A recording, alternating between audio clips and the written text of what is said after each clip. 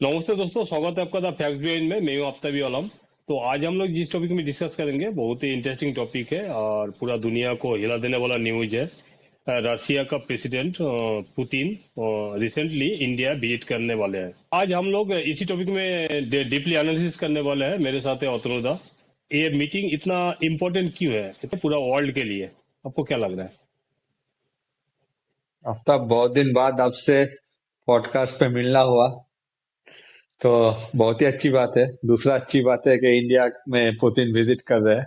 अगर हम लोग पास्ट में देखें, बहुत सारे लीडर्स डिफरेंट टाइम में इंडिया में विजिट किए हैं, मगर पुतिन का जो एक पैक्ट है इंडिया के साथ, जिसमें क्या होता है, एक साल हमारे जो हेड है, जिसमें हम लोग का पीएम है, तो वो रशिया जाते हैं। दूसरा साल जो है रशिया की तरफ से जो उनके हेड है, मेनली अभी तो पुतिन ही है, तो उसको इंडिया आना चाहिए।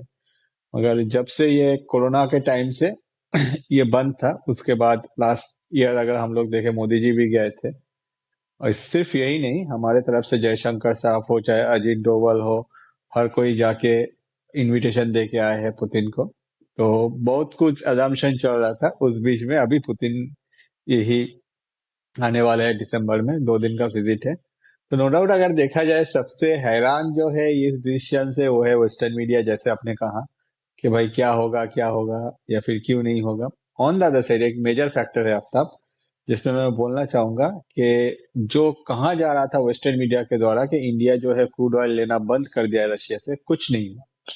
ठीक है, बीच में थोड़ा बहुत डिप हुआ था। अभी भी इंडिया जो है अपने तरफ से रशिया से क्रूड ऑयल लेते जा रहे हैं, मगर वेस्टर्न मीडिया अभी ये जो पॉइंट है इसको हाईलाइट नहीं कर रहा है। हो सकता है कि पुतिन जाने के बाद हम लोग देखें कि ये पॉइंट को डोनाल्ड ट्रंप फिर से, जैसे वो पहले फैला रहा था उस टाइप से, वो अपने तरफ से स्प्रेड करे। मगर अभी ये बात पूरा एकदम पॉज मोड में है।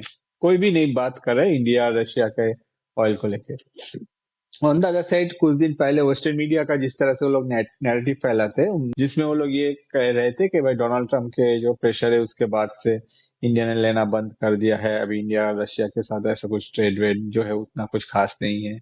इसके अलावा भी अगर देखा जाए, प्रेजेंट जो सिचुएशन है, इस सिचुएशन में पुतिन इंडिया आ रहा है। मतलब पुतिन को भी अगर हम लोग देखें, मेनली वो लास्ट उनका अगर 10 विजिट को हम लोग एनालिसिस करें, तो हम लोग देखते हैं कि वो ज्यादातर जो गए हैं वो मेनली कहीं कुछ समिट हो रहा है तभी जाके वहां अटेंड किया है। जिसमें अगर हम लोग चाइना को भी देख ले, वहां तो मोदी जी के साथ एक अलग ही स्टोरी उसको भी हम लोग कवर किए थे। तो इस बार जो इंडिया का विजिट है ये काफी इंपॉर्टेंट है इन टर्म्स ऑफ जियो।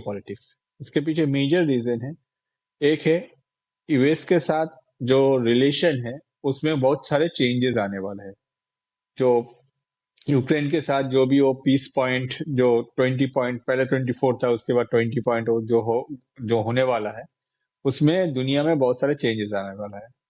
अभी रशिया की तरफ से क्लेम है कि 1/3 ऑफ द एंटायर यूक्रेन जो रशिया कब्जा कर लिया है, और रशिया अपने तरफ से भयंकर तबाही मचा रहा है। अब जितना ज्यादा हो सके वो कब्जा कर रहा है।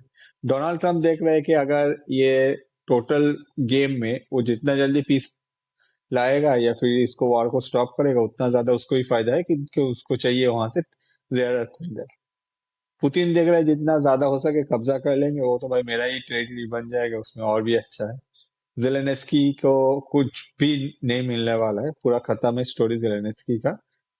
ऑन द अदर साइड, अभी इंडिया में अगर पुतिन आ रहे हैं तो इसमें हम लोग 2-3 पॉइंट मेजरली देख सकते हैं। पहला है, अगर रशिया के साथ यूएस का जो भी, यूक्रेन का जो भी प्लान है, वो अगर सक्सेसफुल हो जाता है पीस प्लान, तो उसमें क्या होगा, उसमें यूएस के साथ रशिया का एक नया रिलेशन ग्रो करेगा। हो सकता है कि जैसे एक दूसरे का इतना सालों से एक दूसरे का ऑपोजिट में खड़े हैं, वैसे नहीं रहेंगे, मगर पैरेलली रन करेगा। ठीक है, अगर ये रन करता है तो यूएस क्या कोशिश करेगा अपने तरफ से, यूएस एक ही चीज कोशिश करेगा कि भाई जो नंबर 2 है उसको टारगेट करो। अब नंबर 2 कौन है? नंबर 2 अगर देखा जाए चाइना है। तो यूएस अपने तरफ से रशिया को कुछ फेवर प्रोवाइड करेगा या फिर उनके ऊपर जो सैंक्शन है वो रिमूव कर देगा, जिसके वजह से रशिया को कुछ पॉजिटिव मूवमेंट देखने को मिलेगा। और यूएस चाहेगा कि रशिया और चाइना का जो रिलेशन है उसको ब्रेक करने के लिए, वो अपने तरफ से चाहेगा कि भाई हम लोग थोड़ा सा आगे जाके मूव करके और भी कुछ करें। ठीक है, अब रशिया को चाहिए एक stable long term relation except US दुनिया में, जो हमेशा उनके साथ रहे, जिसका इकोनॉमी बहुत स्ट्रांग हो, जो अपने तरफ से ग्रोथ बनाए रखे, साथ ही साथ जो लॉन्ग टर्म मतलब ऑल वेदर रिलेशन है ऐसा। मगर वो चाइना नहीं है, ये पुतिन को बहुत ही अच्छी तरह से पता है। तब पुतिन के पास ऑप्शन कौन बचा? बचा है सिर्फ इंडिया। और पुतिन इसीलिए अगर देखा जाए इंडिया के साथ हर एक सेक्टर में रिलेशन ग्रो कर रहा है, जिसमें इस बार हम लोग जो देख रहे हैं कि इस बार जो उम्मीद है पुतिन के साथ, पुतिन जब आ रहे हैं, हम लोग, आपको मैं कह सकता हूं कि नो डाउट रशिया के साथ इंडिया का जो ट्रेड है ये एक नेक्स्ट लेवल में कुछ ना कुछ इसमें हम लोग को देखने को मिलेगा। भले ही वो सैंक्शंस का जितना भी बात हो रहा है, बहुत सारा कुछ प्रोग्रामिंग किया जाएगा। हो सकता है कि यूक्रेन का जो पीस टॉक है वो खत्म होने के बाद ये सारा को पब्लिक में लाया जाए, या फिर इंडिया के साथ रशिया का ट्रेड नेक्स्ट लेवल पे और भी बढ़ जाए, यूक्रेन का जो ये वॉर है ये खत्म हो जाने के बाद। एक और सेक्टर है वो है डिफेंस सेक्टर, जिसमें नो डाउट इंडिया के साथ रशिया का जो रिलेशन है ये लॉन्ग टर्म से, बहुत बार रशिया ने इंडिया की तरफ से बहुत कुछ इंडिया को हेल्प किया है। कारगिल के वॉर में टाइम में भी अगर हम लोग देखें तो बहुत सारा जो इंडिया का जो डिफेंस है उसमें नो डाउट रशिया का बहुत ही एक one of the major part है। इसमें एक और जो है वो है जो डिफेंस सिस्टम, S-400 का कमाल हम लोग इस बार देख लिए। अभी S-500 का बात किया जा रहा है, जिसमें कहा जा रहा है कि वो धरती में बैठ के अगर कोई सैटेलाइट जा रहा है उसको भी ऊपर भी अटैक कर सकते हैं।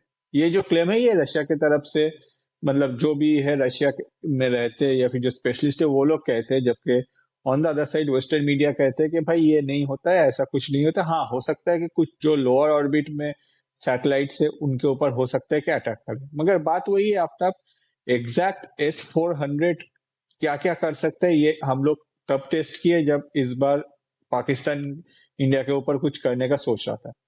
अब S-500 क्या क्या कर सकते हैं वो भी अगर कोई क्लेम कर रहा है जो ऑलरेडी S-400 को देकर प्रूफ कर चुका है, तो ऑब्वियसली उसमें कुछ ना कुछ तो है। ऑन द अदर साइड अगर ऐसा कोई डिफेंस सिस्टम इंडिया में आ जाता है या फिर इसको लेकर मोदी जी के साथ बात होता है, तो आजू बाजू में जो कोई भी है, अभी बांग्लादेश, पाकिस्तान, चाइना, सब तो हमारे बहुत ही ज्यादा प्यारे पड़ोसी है। कोई इंडिया को कुछ करने से पहले सोचेगा कि भाई अगर इसको हम लोग छेड़ेंगे तो वो हम लोग को छोड़ेगा तो नहीं, घर में घुस के क्या हालत करेगा। तो ये सेफ्टी का एक बात है, तो हम लोग उम्मीद कर सकते हैं कि इसको लेके भी हो सकता है आने वाले दिनों में deal. On the other side एक और फैक्टर है इंडिया में जो एविएशन सेक्टर है। इंडिया में एविएशन सेक्टर में मैन्युफैक्चरिंग करके, या फिर जैसे कहा गया है कि फाइटर जेट्स का जो मैन्युफैक्चरिंग होगा उसमें टोटल टेक्नोलॉजी शेयर, ठीक है। अभी तक हम लोग जो फाइटर जेट बाहर से लेते हैं तो उसमें क्या होता है, जैसे फ्रांस में भी अगर हम लोग देखें या फिर दूसरा कंट्री से भी देखें, वो लोग अपने तरफ से अपना कोड शेयर नहीं करते, जिसकी वजह से हम लोग जो मिसाइल्स डेवलप करते हैं वो उसमें इंटीग्रेट नहीं होता है। On the other side Russia का ऑफर है कि भाई आप लोग हमारे जो फ्री फाइटर जेट है उसका पूरा टेक्नोलॉजी हम आपको शेयर कर देंगे, आप इंडिया में मैन्युफैक्चरिंग करो।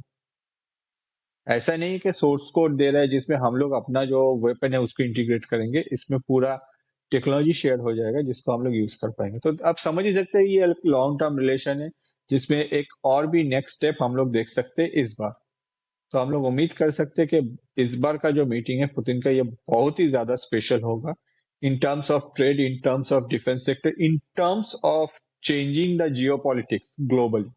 बहुत सारा बहुत सारा चीज का बारे में बात किया। एक जैसे आप बोले ये बाकी 2025 में 500 कंट्री पुतिन ने विजिट किया था, लेकिन सभी समिट था। सिर्फ इंडिया में जो उसका जो विजिट हो रहा है ये ट्रेड लेके मीटिंग बोली है, अच्छा रिलेशनशिप बिल्ड करने के लिए मीटिंग बोली है। दूसरा मोर इम्पोर्टेंट जो बात है वो आपका S-500। S-500 पाकिस्तान के लिए हम लोग को ज्यादा जरूरी है। पाकिस्तान का 4-5 तो मेन ये है सैटेलाइट है।